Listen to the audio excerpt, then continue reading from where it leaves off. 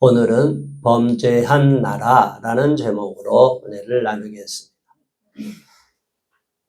우리가 성경을 통해서 보면 성경 속에서도 많은 시대에 하나님의 뜻과 또 인간의 뜻이 맞지 않고 하나님의 뜻은 일정하고 변함이 없는데도 불구하고 사람들은 하나님의 뜻을 거역하고 자기 마음대로 행하고 그런 시대가 계속 이어지고 백성들이 죄의 전염병처럼 감염이 될 경우에는 결국에는 그 백성 전체가 하나님의 징계를 받고 저주를 받고 심판을 당하는 것을 보게 됩니다. 이사야는 우시야, 요담, 아하스, 히스기야 왕 시대에 이스라엘이 남북으로 분열이 됐을 때 남쪽 유다 지역의 10번째 왕인 우시야, 요담, 아하스, 히스기야 13번째 왕까지 약 50여 년 동안을 하나님의 말씀을 예언한 선지자로 알려져 있습니다. 이사야서를 보면 우리가 하나님의 징계와 심판에 대해서 앞부분에 쭉 나오다가 나중에는 우리를 또 위로하는 내용의 메시지, 소망의 메시지, 메시아를 갈망하고 대망하는 메시지가 나옵니다. 그런데 먼저 우리가 알아야 될 것은 하나님은 백성이든 개인이든 교회든 거룩하지 않으면 하나님이 축복하지 않는다는 거예요. 우리가 하나님 앞에 바로 서지 못하고 우리 한국교회가 하나님 앞에 정말로 받을 준비가 되어 있지 않을 경우에는 하나님은 오히려 악한 자들을 기승하게 만들고 악한 자들이 권력을 잡게 만들고 악한 자들이 더 특이하여서 우리 교회를 징계의 채찍의 도구로 사용하는 것을 봅니다. 역사적인 교훈을 통해서 보면 정의와 공의를 원하고 바라시는 하나님이 이 땅에 부정의와 불의가 넘쳐나는 이 문제를 놓고 하나님이 마음 아파하시고 탄식하실 때 우리 사람들은 우리의 기준으로 불의한 자들만을 지적하고 저들에게만 문제가 있다고 보지만 하나님은 그렇지 않고 하나님을 믿는 저와 여러분, 믿음의 사람들, 구약시대인 유대인들, 그리고 오늘날 복음시대에는 하나님을 믿는 크리스찬들에게 먼저 묻고 있는 것입니다. 저와 여러분은 저 불의한 자들과 비교해서 얼마만큼 의로움이 있느냐, 우리의 거룩함은 얼마만큼 하나님을 감동시키고 있느냐, 이 부분에 대해서 우리가 다시 한번 깊이 되새기는 시간을 가져야 됩니다. 단지 불의와 불법을 저지른 자들, 불의한 재판관들, 하나님 앞에 심판을 받을 저들만을 탓하고 꾸짖을 수가 없고 이러한 모든 과정 자체가 어느 한 사람 예외 없이 모든 불법이 난무하고 불의를 자행하는 자들 모두가 그렇게 담대하게 불법을 행하게 된 것은 이 시대의 불의와 불법이 가득 차 있기 때문입니다. 세상의 음란의 수준이 높아질수록 일탈적인 동성애를 비롯한 수많은 문란한 성행위가 난무하게 됩니다. 이 땅에 죄가 계속 쌓여가고 사람들이 죄를 짓기에 담대해지면 우리가 상상할 수 없는 너무나 어처구니 없는 일들이 일어나게 됩니다.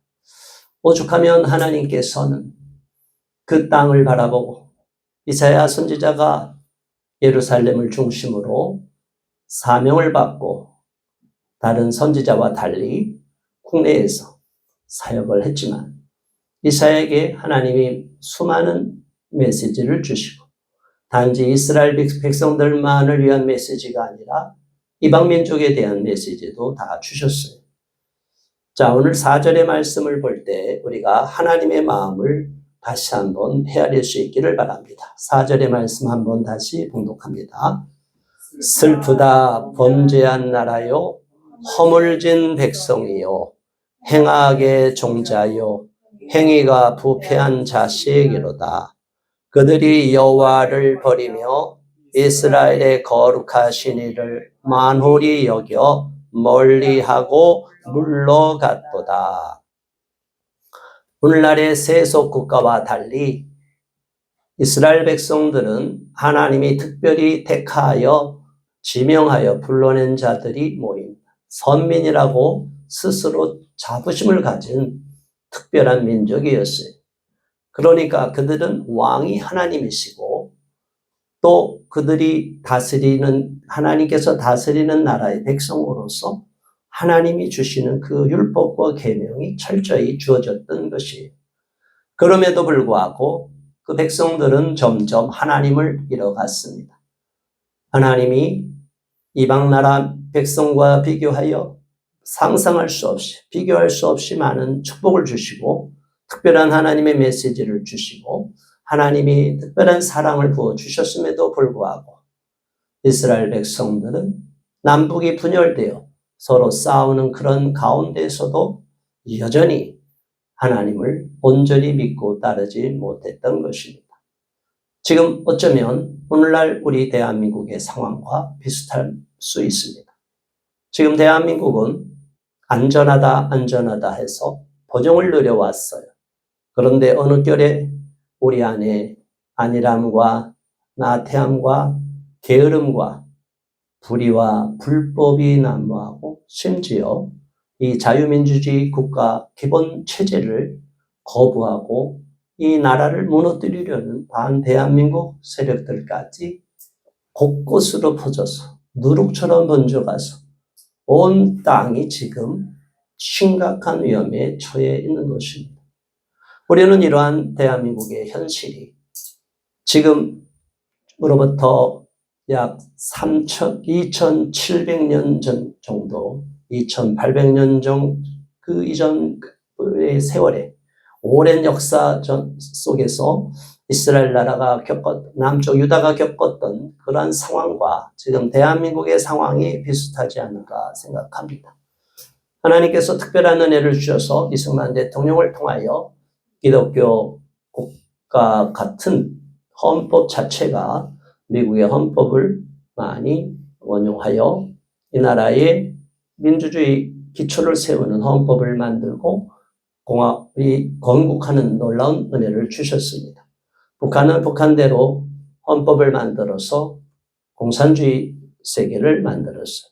처음에는 우리가 북한보다도 가진 자원이 부족해서 경제적인 수준도 북한보다 남한이 오히려 열등하고 열악한 상황에 있었지만 하나님이 은혜를 주시고 하나님이 이 남쪽 대한민국 자유민주주의 국가, 신앙의 자유가 지켜지고 복음의 자유가 지켜지는 이 나라를 축복하여 주신 것입니다.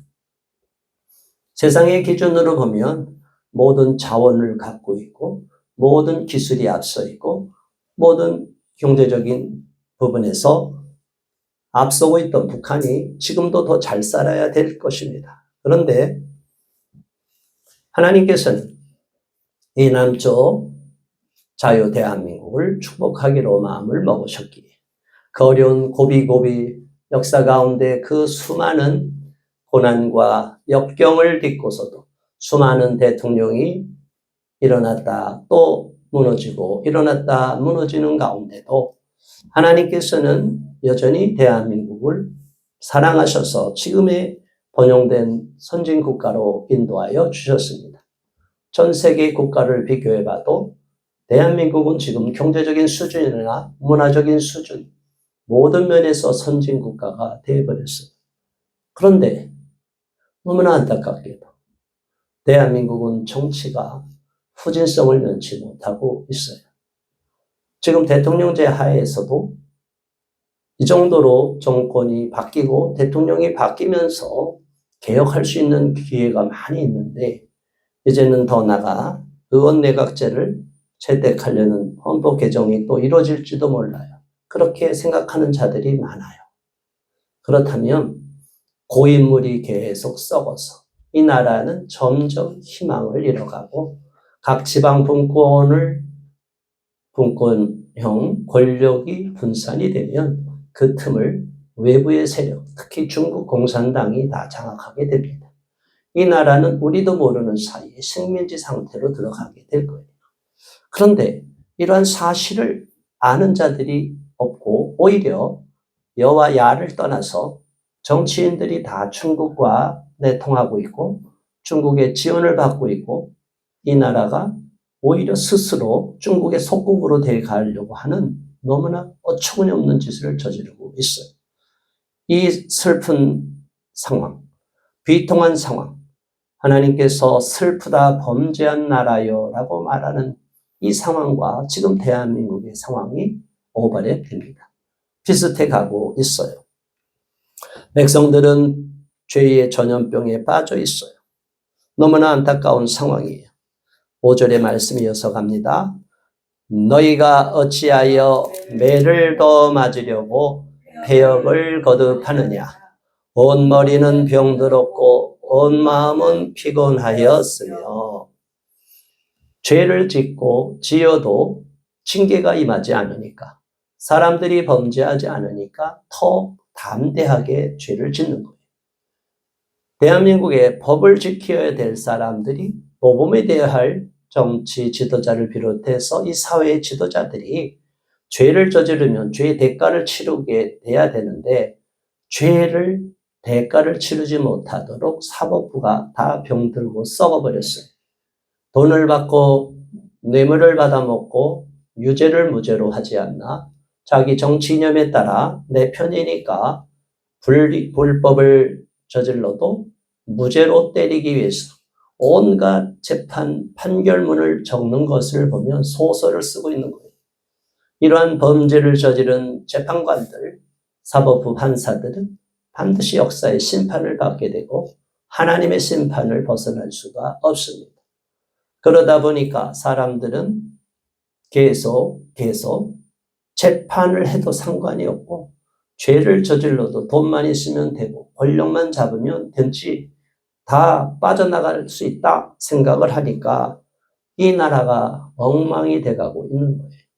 지금 심각한 것은 이번에 헌법재판소 판결뿐이 아니라 모든 사법부 판결이 이렇게 엉망이 돼가고 있을 때 이 나라에 희망이 없어지고 더 위험한 것은 우리끼리 누가 정권을 잡느냐 안 잡느냐가 문제가 아니라 이 나라가 외국의 식민지가 될 수 있다는 거예요. 외국의 침략을 받을 수 있다는 거예요.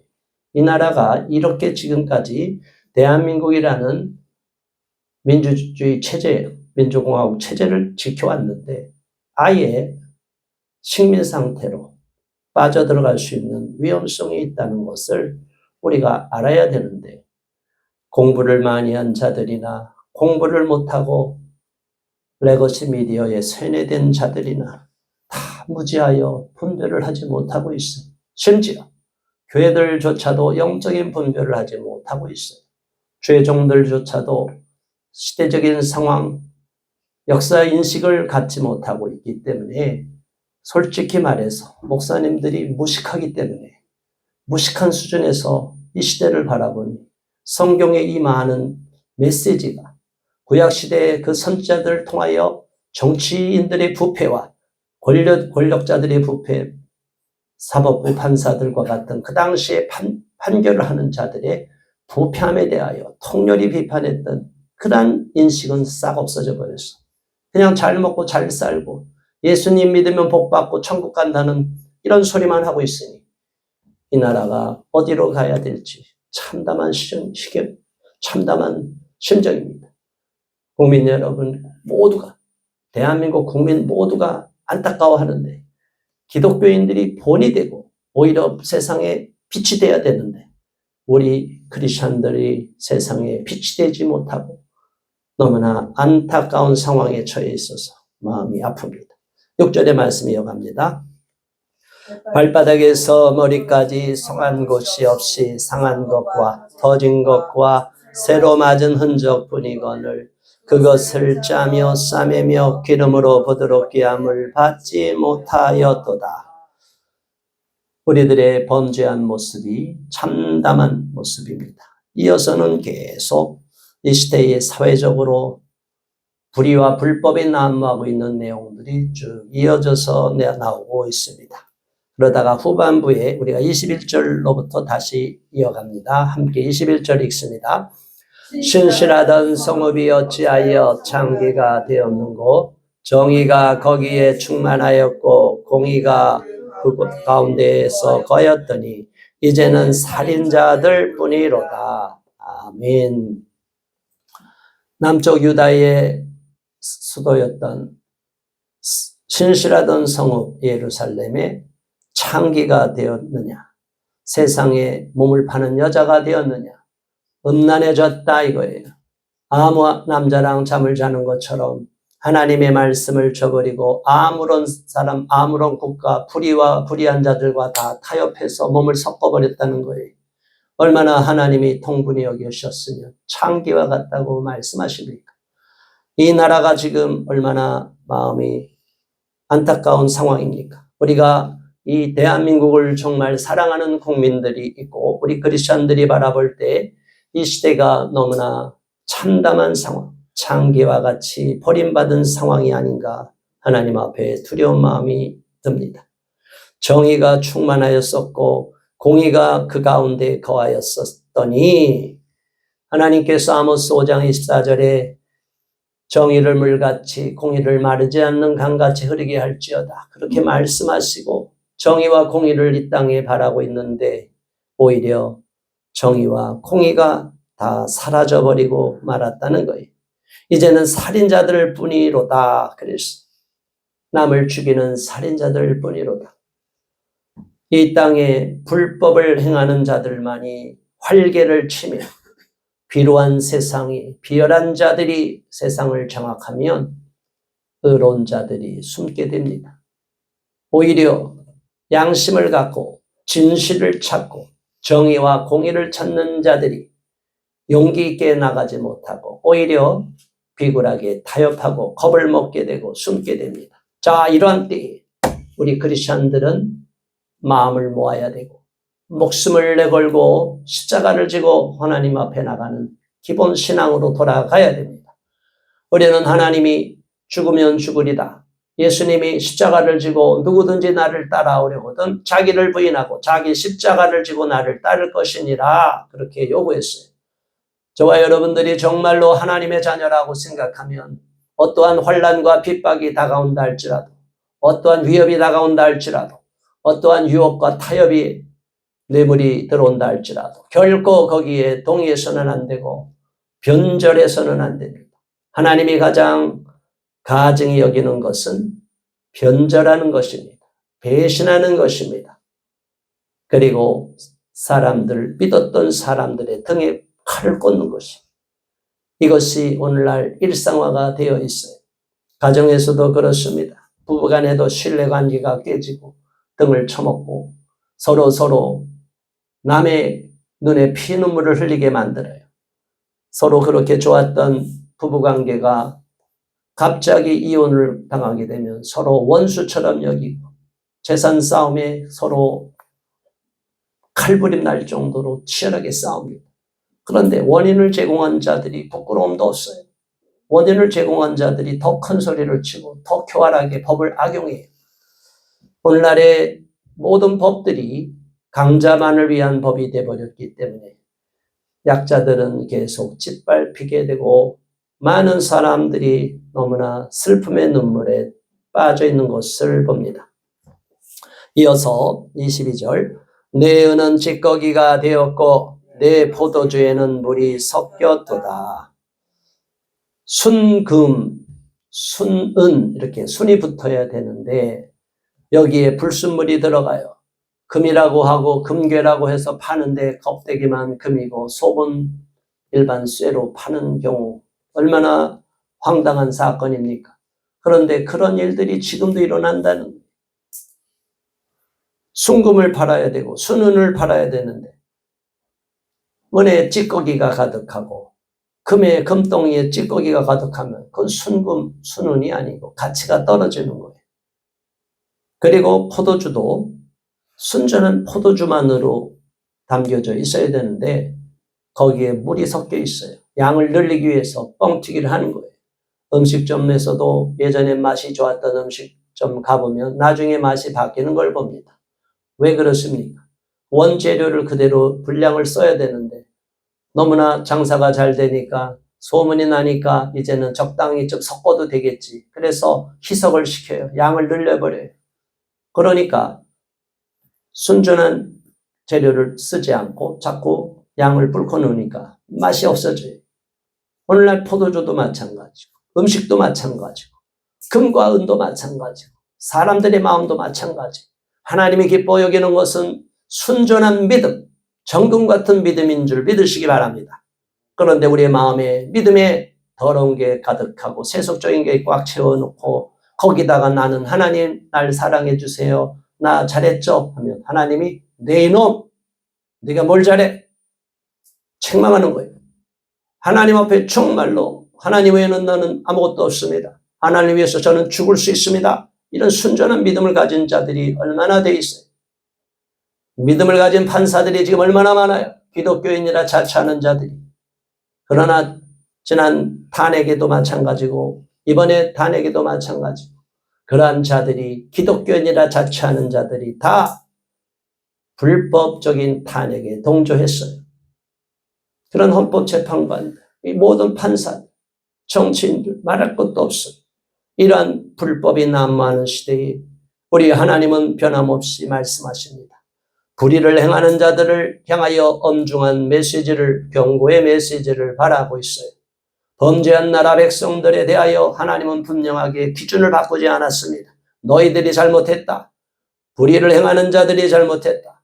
그렇기 때문에 우리가 실망할 필요가 없는 거예요. 불의를 행하는 자들로 인하여 낙심하지 말라는 거예요. 하나님은 불의를 행하는 자들을 반드시 벌하시고 불법을 행하는 자들이 악인이 망하는 일을 목도하게 될 것입니다.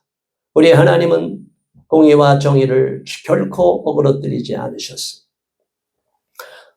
반면에 우리 스스로가 자신을 돌아봐야 되고 내 믿음이 어디에 있는지 내가 얼마나 순수하게 지금 하나님을 위하여 또 이 나라를 위하여 한국교회를 위하여 내가 헌신하고 있는지를 다시 한번 점검하며 부족함이 있으면 다시 한번 분발하는 마음을 가져야 되겠습니다. 23절의 말씀이 이어서 또 책망의 말씀 나옵니다. 시작. 내 고관들은 패역하여 도둑과 짝하며 다 뇌물을 사랑하며 예물을 구하며 고아를 위하여 신원하지 아니하며 과부의 송사를 수리하지 아니하는도다. 아멘. 고위 관직에 있는 자들이면 뭐합니까? 서울대를 나오고 하버드대를 나오고 공부를 잘하면 무엇을 합니까? 높은 자리를 차지하면 무엇을 합니까? 양심에 화인맞은 자들이 넘쳐나고 나라를 팔아먹는 매국노들이 가득한 이 시대가 무슨 소용이 있습니까? 우리 민족의 비극입니다. 너무나 똑똑하고 잘난 척하는 자들이 법을 어기고 있어요. 법 공부를 가장 잘하고 시험 성적은 최고의 성적을 거둔 자들이 법을 뭉개버리고 있었어요.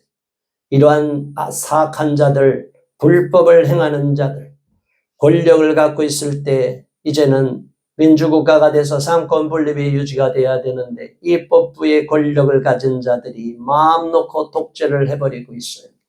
이러한 불법 행위에 대하여 정의를 바로 세워야 될 사법부 판사들이 다 부역질을 하고 돈을 받거나 협박에 넘어가거나 결과적으로는 폐역을 저지르는 사악한 자들에게 굴복하고 범죄자들에게 죄를 물어야 될 검사, 판사들이 범죄자들의 뒷돈을 받고 그들을 보호해주고 그들에게 무죄를 선고하고 무죄로 석방해주는 이런 일들이 너무나 넘쳐나고 있어요. 이렇게 패역한 시대 어떻게 해야 되겠습니까? 도둑과 짝하고 뇌물을 사랑하는 자들이 넘치는 이 시대를 어떻게 하나님이 가만두시겠습니까? 저와 여러분은 분명히 이 시대가 정상이 아니라는 것을 알아야 됩니다. 이번에 헌법재판소 불의한 재판관 8명 모두가 역사에 큰 죄를 짓고 을사팔적으로 역사에 남을 것입니다. 만일 자기 소신이 그렇게 분명했다면 아니면 아니라고 소수견도 나와야 될 것인데 어떻게 8대0으로 나올 수가 있어요. 그 자들 다 변절한 자들이에요. 가룟 유다와 같이 배신한 자고 빌라도와 똑같은 자들이에요. 어느 누구도 변명할 수가 없습니다.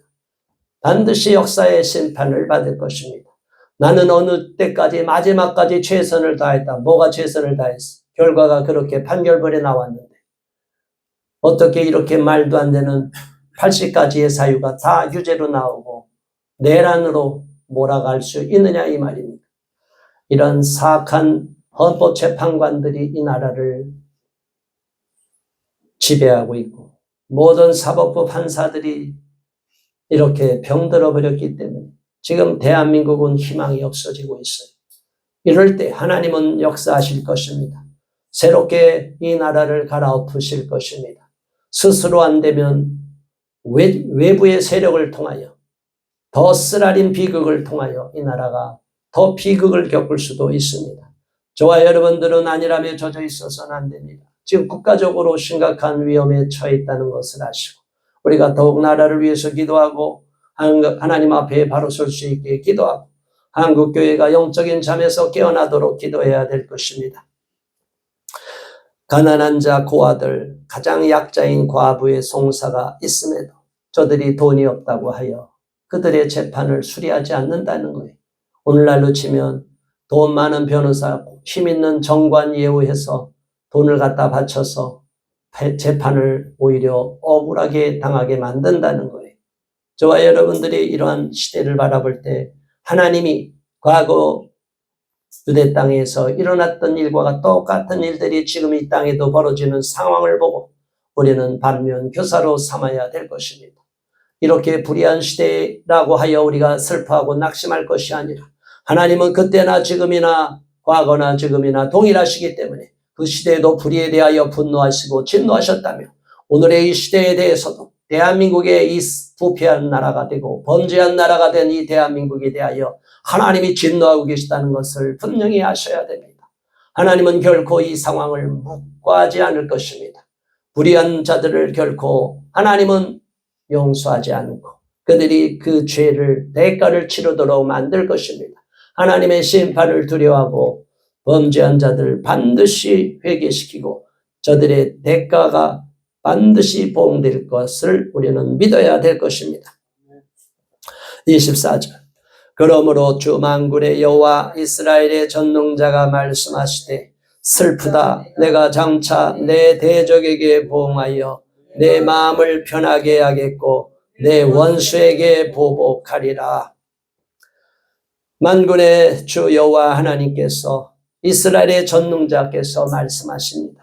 이렇게 범죄한 나라가 되어 있는 유다 땅을 향하여 이스라엘 백성들을 향하여 예루살렘에 거주하는 하나님의 자녀들을 향하여 슬프다고 말씀하십니다. 그리고 장차 대적에게 보응하겠고 마음을 편하게 하겠고 내 원수에게 보복하리라. 그리고 결국에는 끝까지 회개를 촉구하는데 회개하지 않을 때 외부의 세력을 통하여 짓밟히게 하리라. 1차적으로는 아수르 제국에 짓밟히고 2차적으로는 바벨론에게 완전히 짓밟혀서 나라가 송두리째 없어지는 비극을 겪었습니다. 저와 여러분들은 지금의 이러한 상황이 하나님 앞에 범죄한 자들이 넘쳐나고 있고 범죄한 나라가 될 경우엔 하나님의 징계의 심판, 징계의 채찍을 벗어날 수 없다는 사실을 알고 두려운 마음을 가져야 될 줄로 압니다. 25절 내가 또 내 손을 내게 돌려 내 찌꺼기를 잿물로 씻듯이 녹여 청결하게 하며 내 혼잣물을 다 제하여 버리고 26절 내가 내 재판관들을 처음과 같이 내 모사들을 본래와 같이 회복할 것이라. 그리한 후에야 내가 의의 성읍이라 신실한 고을이라 불리리라 하셨나니 하나님께서는 불의와 불법을 그대로 두시지 않고 완전히 찌기를 제거하고 잿물로 씻듯이 찌꺼기를 녹여버리고 청결하게 하고 혼잡한 더러운 혼잣물을 다 분리하여 깨끗하게 만든 다음에 하나님께서 처음과 같이 회복해 주신다고 하셨습니다. 그런데 이렇게 회복이 안 되면, 이렇게 분리가 안 되고 죄가 넘친 상태로 우리는 이대로 좋아요. 내버려 두세요. 자기 회사의 기밀도 외국에 팔아먹고 나만 잘 살면 돼요. 국가 기밀을 다 팔아먹고 나만 잘 살면 돼요. 회사 공금을 빼먹고 나만 잘 살면 돼요. 이러면 이 나라가 어떻게 될 거냐 이거예요. 내가 공무원이 있을 때, 공무원이 되었을 때, 판사가 됐을 때 한탕 해야지. 언제 해요? 이런 자들이 넘쳐나는 이 시대는 하나님이 진노하시는 나라가 되고 진노하시는 시대가 된 거예요. 저와 여러분은 하나님의 진노는 결코 사라지지 않기 때문에 우리가 빨리 회개해야 된다고 말하고 있어요. 저와 여러분들이 내 자신에게 남아있는 이런 불순물을 제거시켜야 됩니다. 그리고 한국교회가 또 우리나라 백성 가운데 이러한 죄가 넘치고 있는 것 회개하고 불순물을 제거시키고 잿물로 찌꺼기를 다 녹여 없애듯이 청결하게 되도록 양심에 화인 맞은 자들이 양심을 회복하고 양심에 더러운 것이 가득한 자들이 양심을 깨끗이 회복할 수 있도록 우리가 계속 하나님의 메시지를 선포해야 될 줄로 압니다. 그렇게 완전히 바뀌고 깨끗해지고 변화가 되어야만이 하나님이 다시 의의 성읍을 회복하시고 신실한 거울이라는 칭호를 주신다고 말하고 있는 것입니다. 27절 시온은 정의로 구속함을 받고 그 돌아온 자들은 공의로 구속함을 받으리라. 28절 그러나 배역한 자와 죄인은 함께 패망하고 여호와를 버린 자도 멸망할 것이다. 시온은 정의로 구속함을 받는다고 그랬어요.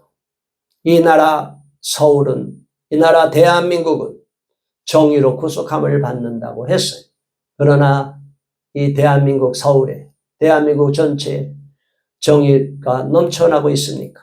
이 땅에 정의가 흘러 넘치고 정의로운 물결이 넘치고 있다면 이 대한민국은 구속함을 받을 텐데 지금은 불의와 불법이 넘쳐나고 있기에 너무나 마음이 아픕니다.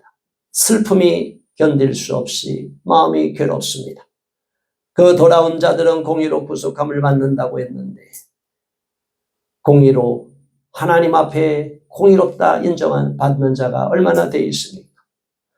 배역한 자와 죄인은 하나님께서 패망하게 만드시고 여호와를 버린 자도 반드시 멸망하게 할 것이라고 하였습니다. 지금은 자기가 지은 죄가 드러나지 않고 많은 사람들이 모르고 자기가 은밀히 죄를 졌다 할지라도 하나님은 결코 그 죄를 잊어버리지 않으시고 반드시 그 죄를 기억하게 하시고 그리고 그 죄를 하나님의 심판대 앞에서 드러나게 하시고 벌을 내리실 것입니다. 우리는 하나님의 심판을 두려워해야 됩니다. 29절, 30절, 끝절 31절까지 한 번에 읽습니다. 너희가 기뻐하던 상수리 나무로 말미암아 너희가 부끄러움을 당할 것이요 너희가 택한 동산으로 말미암아 수치를 당할 것이며 너희는 잎사귀 마른 상수리 나무 같을 것이요 물 없는 동산 같으리니 강한 자는 사물하기 같고 그의 행위는 불티 같아서 함께 탈 것이나 끌 사람이 없으리라. 아멘. 이스라엘 백성들, 남쪽 유다 백성들 하나님 앞에 온전히 예배드리고 제사하지 않고 상수리 나무에서 우상 숭배를 하고 온갖 은밀한 곳에서 우상을 숭배하고 범죄를 저지르고 다른 신에게 제사를 드렸습니다. 우리 하나님이 얼마나 가증히 여기신 것입니까? 너는 나 외에는 다른 신을 섬기지 말라고 했는데 이스라엘 백성들은 하나님을 떠나버렸어요. 더러운 음란에 빠졌어요. 그리고 이방 바벨론에서 또 다른 애굽에서 넘어온 그 많은 이방 그 주변 나라에서의 가나안 땅에서의 더러운 우상 숭배를 그대로 답습해서 하나님의 진노를 사게 된 것입니다. 결국에는 부끄러움을 당하게 될 것이고 수치를 당하게 될 것이라고 말하고 있고 경고하고 있는 것입니다. 우리가 하나님을 온전히 섬기고 하나님을 온전히 믿고 따르지 않을 때 우리 하나님은 범죄한 자라고 책망을 받게 되고 어리석게도 잎사귀 마른 상수리 나무 같게끔 완전히 물 없는 동산 같게끔 완전히 소멸되고 완전히 지금 풍요로움을 누렸던 것에서 쫄딱 망해서 가난해지게 되고 비천해지게 될 거라고 경고하고 계시는 겁니다. 우리는 영원히 변치 않는 하나님을 믿되 끝까지 믿고 따라야 됩니다. 아무리 강한 자도 사물하기 같고 그의 행위는 불티 같아서 아무리 세상에서 권력을 잡고 떵떵거리는 자들도 다 하나님이 불태워버리고 사라지게 만들 것이라고 경고하고 있는 것입니다. 저와 여러분은 하나님의 심판을 의지하고 이 시대가 불의와 불법, 죄악이 넘쳐나고 뇌물로 인하여 판결이 굽어지는 이 참담한 현실을 바라볼 때 비통함을 금할 수 없지만 그러나 하나님까지도 이 불의한 것을 인정하지 않았다는 사실을 아시고 우리는 하나님을 더욱 의지하며 하나님의 정의와 공의가 이 땅에서 펼쳐지기를 기도해야 되고 우리는 또한 그러한 하나님의 정의와 공의를 이 땅에 선포하는 주님이 세우신 메신저가 되고 하나님께서 우리를 사명자로 부르셨기에 이 불의한 시대에 하나님의 정의로운 메시지, 공의로운 메시지를 변함없이 선포하는 주님의 일꾼들 되시기를 예수 그리스도의 이름으로 축원합니다. 반드시 우리가 그런 사명을 잃지 않을 때 이 땅이 다시 회복되는 역사가 일어나리라 보고 믿으며 우리는 하나님을 더욱 부르짖어 찾고 기도해야 되겠습니다. 이 시간 오늘 말씀을 기억하며 합심하여 통성으로 기도합니다. 주여 주여 주여 하나님 아버지 감사합니다. 고맙습니다. 아버지 하나님이여 이 나라를 긍휼히 여겨 주시옵소서.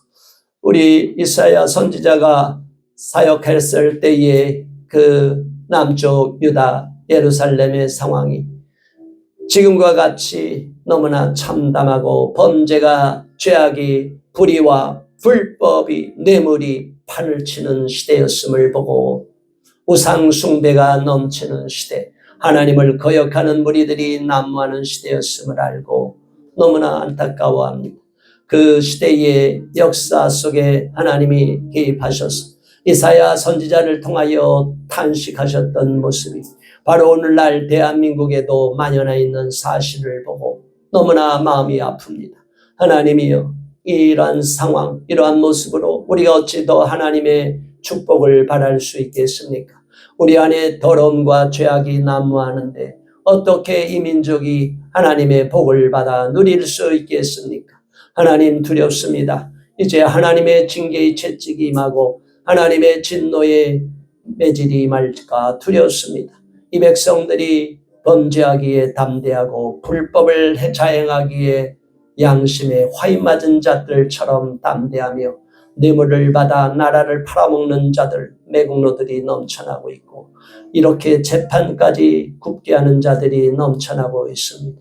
이러한 때에 우리는 오직 하나님의 심판을 바라보고 하나님이 마침내 불의와 불법을 벌하시고 하나님의 정의와 공의를 바로 세워주기를 바랄 뿐입니다.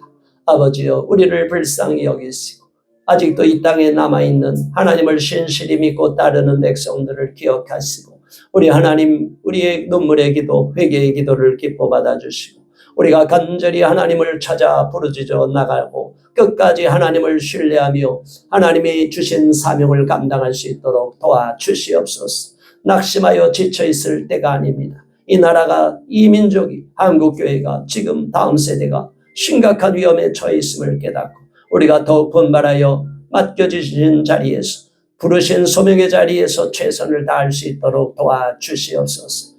도와주시고 힘을 부어 주시옵소서. 힘을 주시옵소서. 예수 그리스도 이름으로 간절히 기도드리옵나이다. 아멘.